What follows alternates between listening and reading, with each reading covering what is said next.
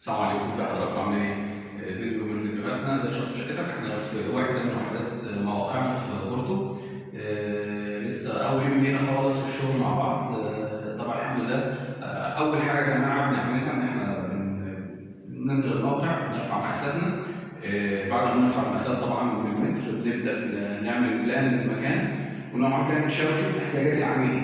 بعد احتياجات العميل كله بنبدأ في مرحلة 3 دي، ونبدا بعد 3 دي نبدا نحسب استيميتد تكلفه كده للتوتال كوست.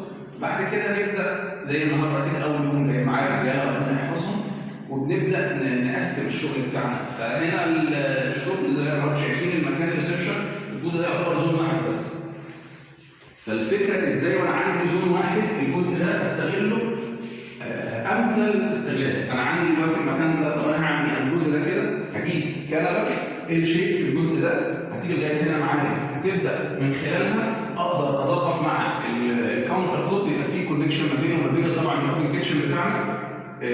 هتبقى عندي مشكله في السفره، فعندي تو اوبشنز انا عرضتهم على العميل، ان انا عندي هنا الجزء ده اجيب الترابيزه بتاعتي تبقى كبيره شويه علشان اقدر استخدم الزون بتاعتي، الزون الواحده اخليها بين زون، منها ليفنج انا قاعد والشاشه قدامي وبتفرج، وفي نفس الوقت انا عايز اكل، ازاي اقدر استخدم فهدي الترابيزه هتبقى كبيره شويه، وفي نفس الوقت فيها الميكانيزم اللي يقدر يخلي لي الترابيزه من 50 سم الليفل بتاع الليفل ل 75 سم عشان تبقى سفره.